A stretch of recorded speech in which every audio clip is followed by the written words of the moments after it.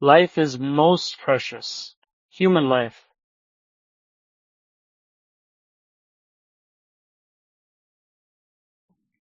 And more precious in human life is awakening of a longing for the Lord. The Lord.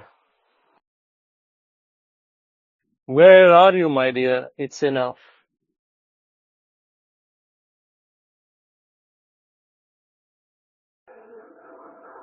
Don't delay any further.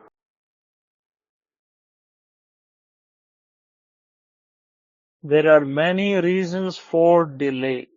Lord, please, all-knowing God, pour your grace now. Don't delay now.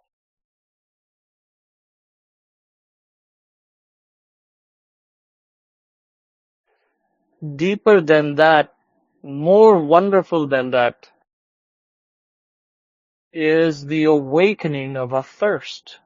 More wonderful than life.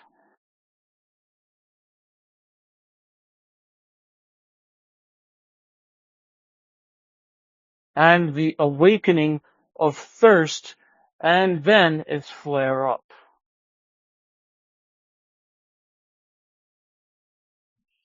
I.e., when it flares up at 100 degrees.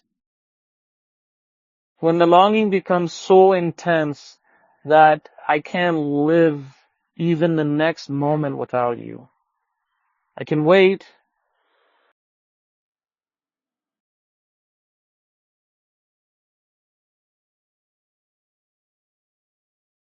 Without you, the next moment is heavy for me. Death is acceptable.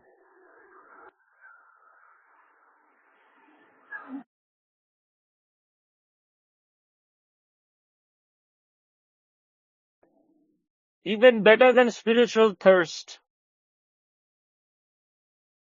A saint comes into your life.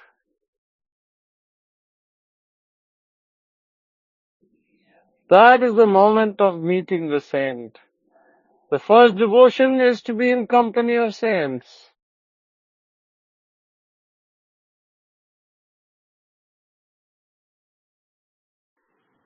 The final chapter of life is meeting a saint.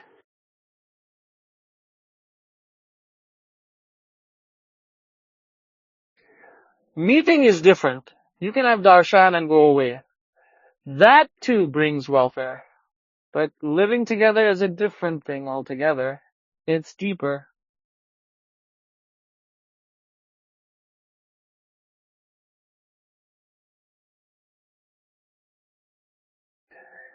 Who keeps company with saints?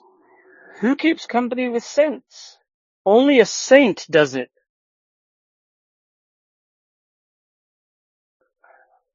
Because only one can stand with the saints. One who is a saint and is saintly within himself. Only he can survive. No one else can survive. He will slip away. Will find some excuse or the other and disappear.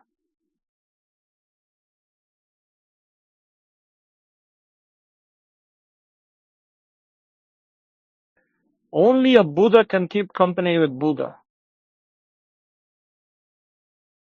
Others can't do it.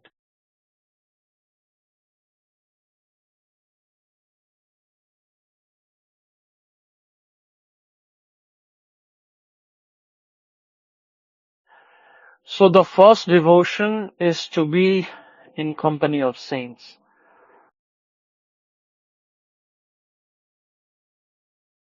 So that company with saint, company brings everything.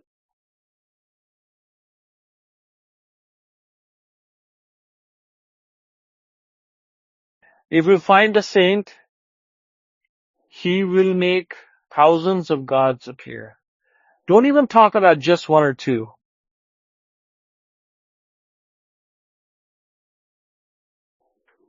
Only that meeting is important. Meeting the master.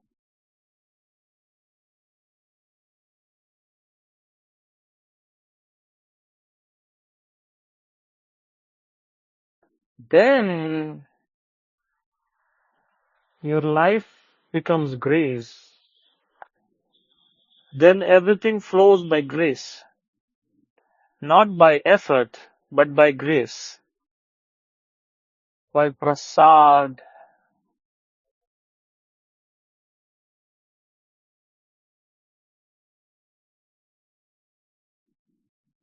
by prasad. And only feelings of gratitude remain. Gratitude and only gratitude.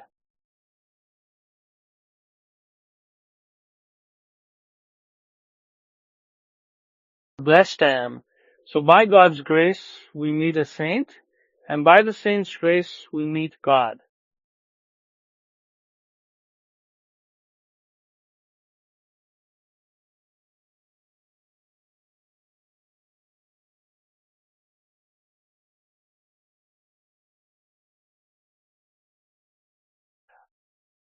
Because both are one.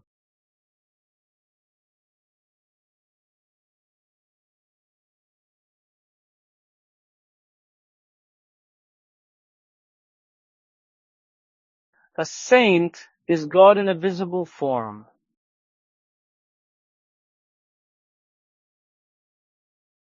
God is the saint in an invisible form.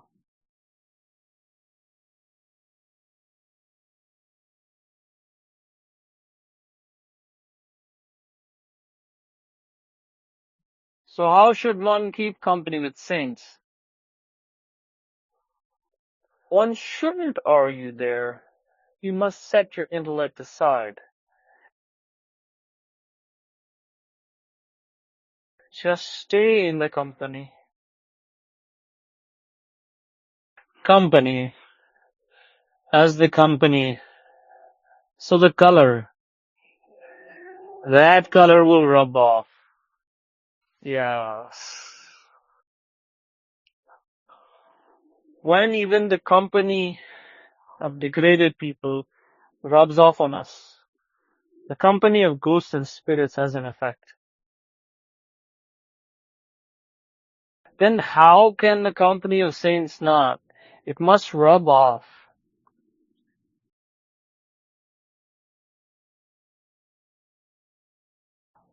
Even if you sit late, it will surely rub off.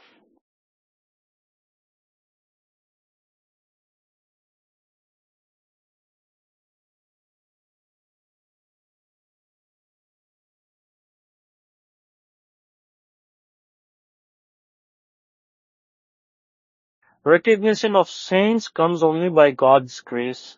I'm telling you. Otherwise you can't recognize them.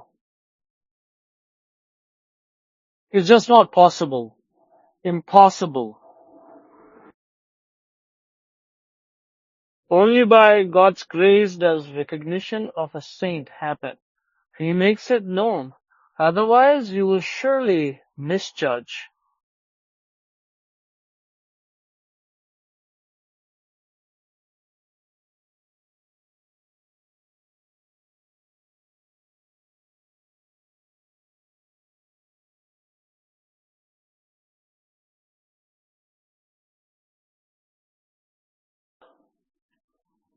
So, the real quest of life is the quest for a saint. That is the real quest. Everything else settles all things.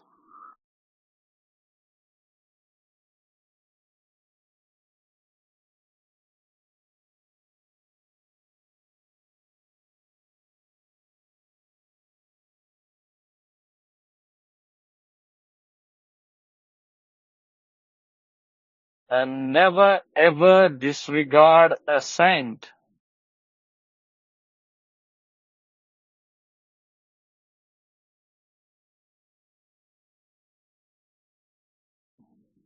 Never ever disregard a saint. The soul appears like nothingness to the ignorant.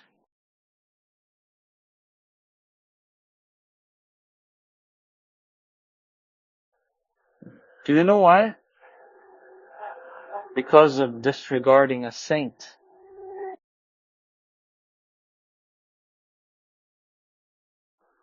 which is supreme bliss. It is pure joy. It is Satchidananda. How does it feel to the ignorant? Like emptiness. Because of neglecting the saints. Because of wrong choices. A saint is the entire universe.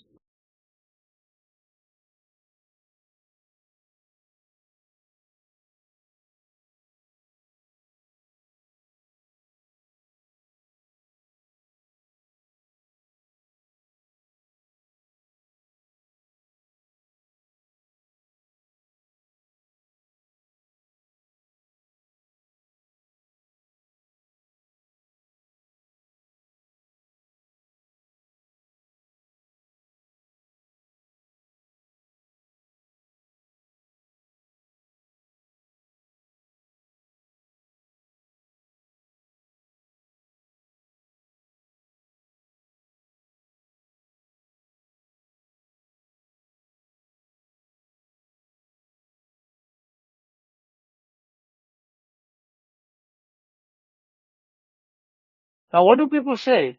If everything is me, then why do I need a saint? Why do I need a guru? There is nothing apart from me. This is when someone starts seeing the guru as separate from themselves.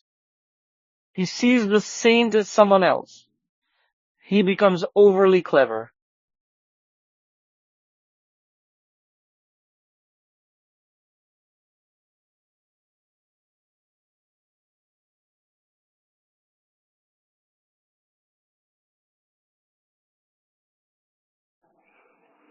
Some people become half-wise, you know.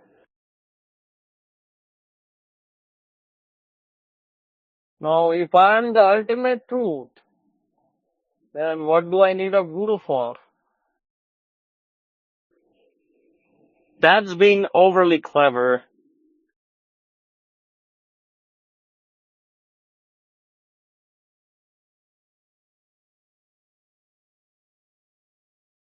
It's like eating the banana peel and throwing away the fruit. और गूदे को छोड़ दिया.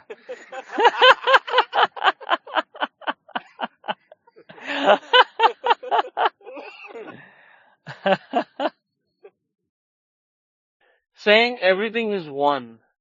I meet such people. I meet all kinds of people. Yes.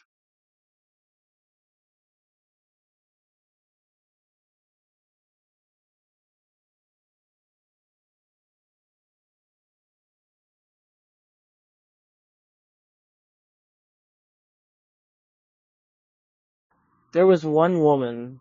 For 4 to 6 months, she listened sincerely, fully devoted to me. She said, now it's only you.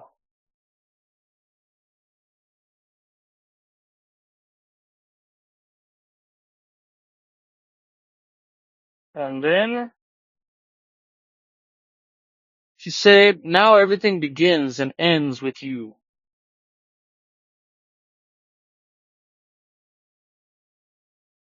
Suddenly, she disappeared.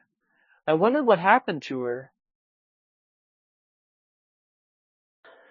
So I called her.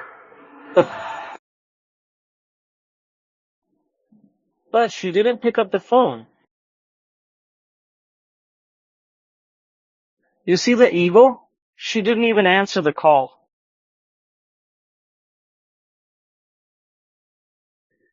Okay, fine, she didn't answer. Then a message came. These days you talk about Osho.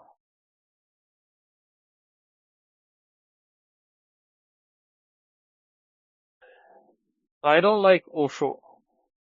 I have an issue with Osho, she said.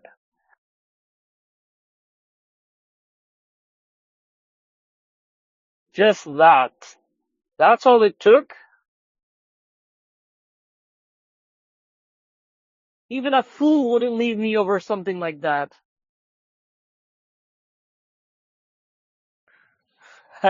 Right? I told him, Osho is my guru, and I will speak about my guru. That's my joy. Why wouldn't I? He was my master.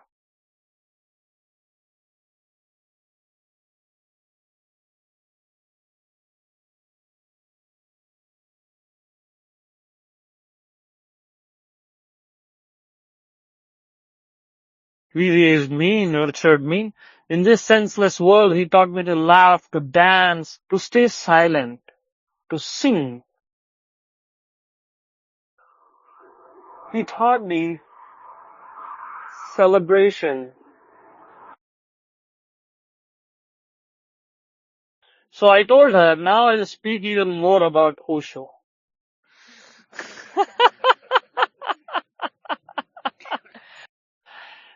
Thank you for reminding me.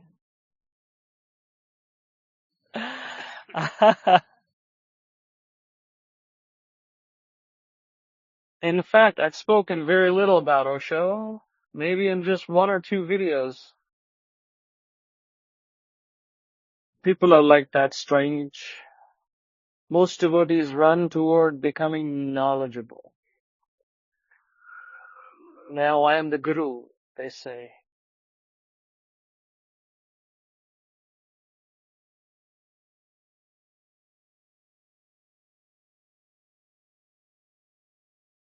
Now I'll give wisdom.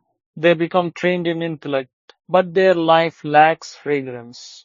There's no joy in it.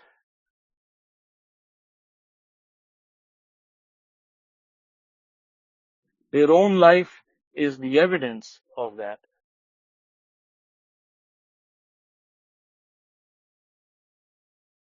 Intellectuals are the most poisonous on earth right now. They will destroy themselves and others too.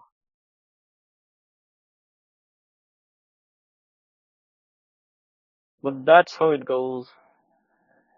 Even that has its joy.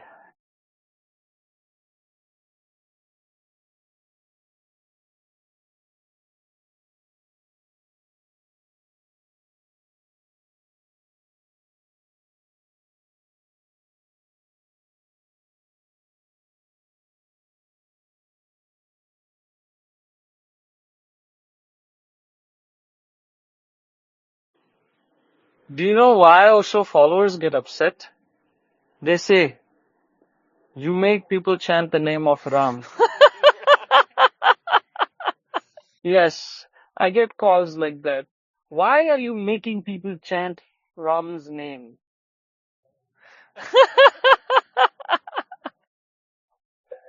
Everyone has their own complaints and their own love.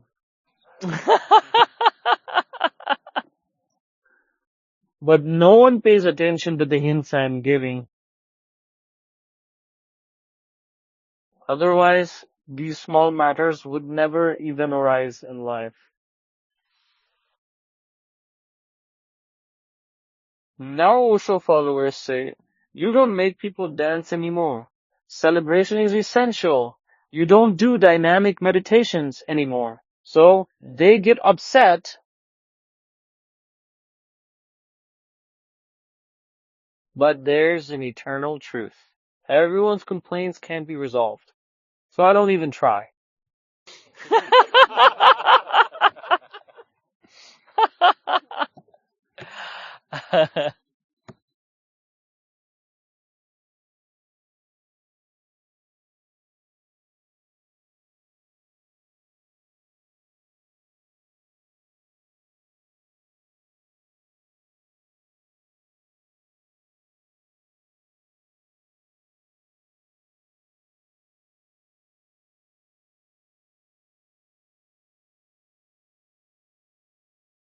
I never feel sad when someone leaves. Never. In fact, I feel more love for them. Yes, they've gone far. Who knows where they're wandering? Their restlessness reaches me,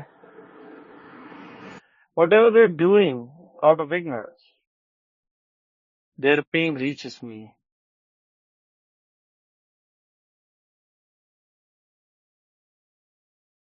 It's the kind of help that can't happen without surrender. It can't be resolved otherwise. It's like a mirage in the desert. From afar, it looks like water. You bend down to touch it, but it's sand. You go further, see water again, bend down, and it's still sand. Then you say, there is no water. It's an illusion. This happens again and again. And once the water is real and you reach it,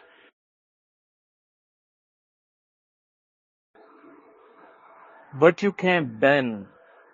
That's it. And you say again, it's an illusion. In the beginning, you call illusion the truth. And later you call the truth an illusion. That is my Maya. Extremely difficult to overcome, Arjuna.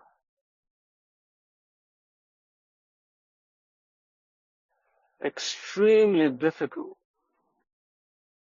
Even a slight fault and Maya won't let you through. She prepares you perfectly and only then lets you through. If there's even a little error dot out, you go. Very difficult. There are all kinds of people. It's amazing. And there's joy in that too. This divine play keeps unfolding.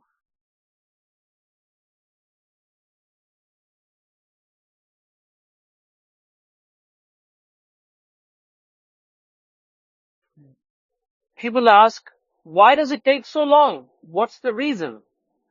This is the reason. You cannot place faith in yourself, nor in the saint when one appears.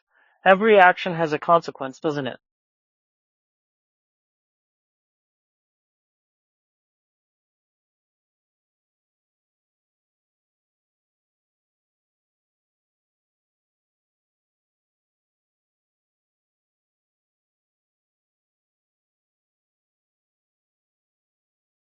And what are you afraid of?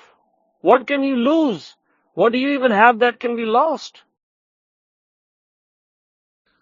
Other than pain, suffering, and garbage. What else do you possess that you're so afraid to lose?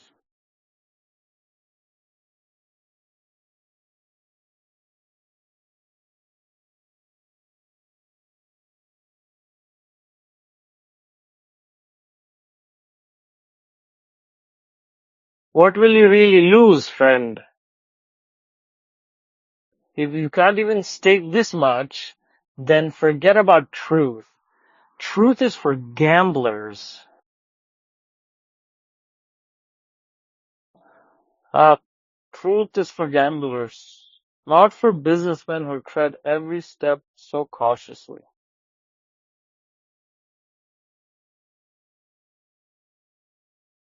They're just blowing air, nothing more. You must know how to stake. You must have the courage to vanish. Anyway, you will vanish. You won't be saved.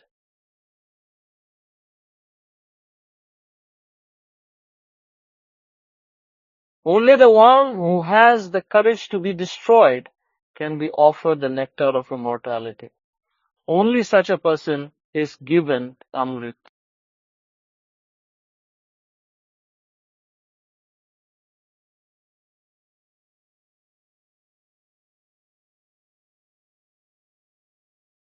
Only such a one is eligible to taste that nectar. One who has the courage to lose everything is the one to whom everything is given.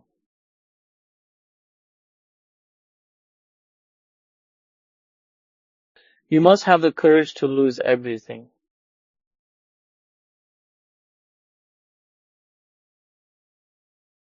Ah, what immense joy there is in getting lost, in dissolving. My master, I have my masterly. It do laugh. I have, I have. Ah, what joy there is in vanishing, in dissolving.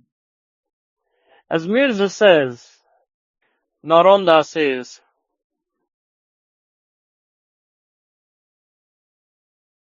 so be ready, dot, be prepared to vanish.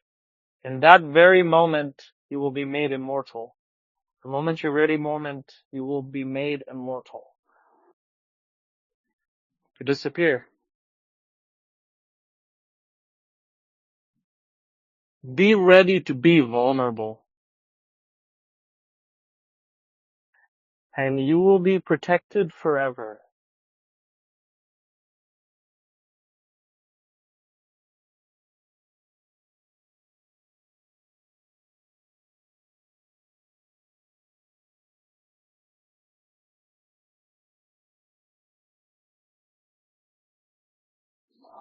At most, what could happen? You may get nothing.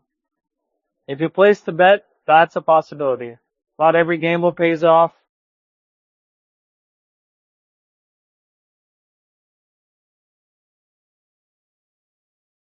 Sometimes the bet doesn't work out.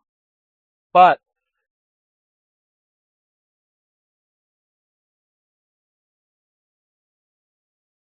among all the bets you make in life, this is the finest.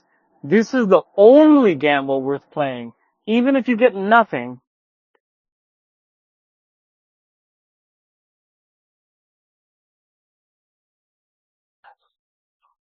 What kind of gamble is this? Either I get nothing or I win the entire cosmos. That's the scale of this gamble.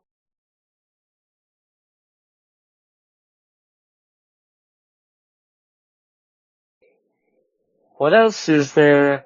This beggar-like game, money, coins, trivialities. If you're gonna gamble, gamble right. Have the guts.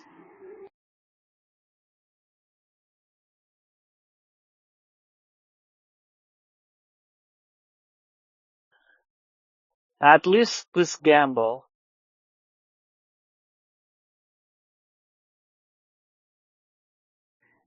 If you muster the courage to play it, even that courage will reward you in many ways. Whether the gamble pays off or not, that's secondary. That much daring, that very bravery will bless you with many things.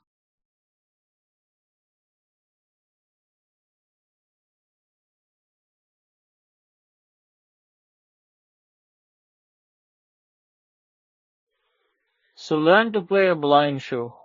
You know, blind show.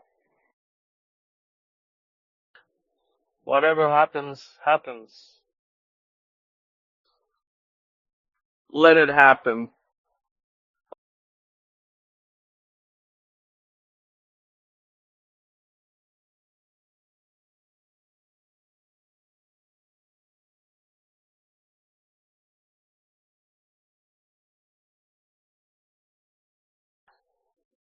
And what is it to meet a saint?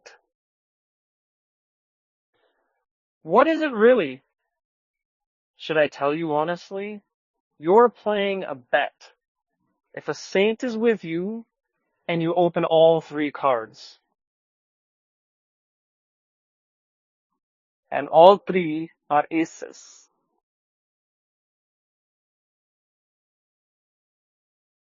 that is the grace of the saint.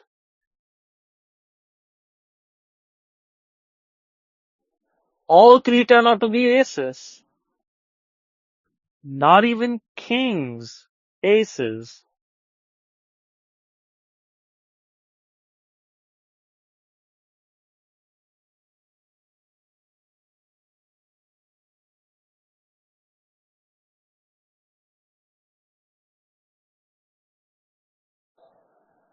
Yes.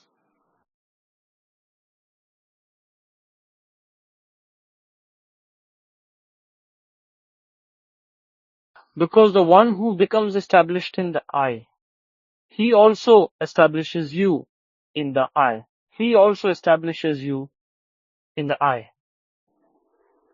That is, even the idea of playing a gamble disappears at the end. The joy is so overwhelming. Such confidence automatically wells up in the soul.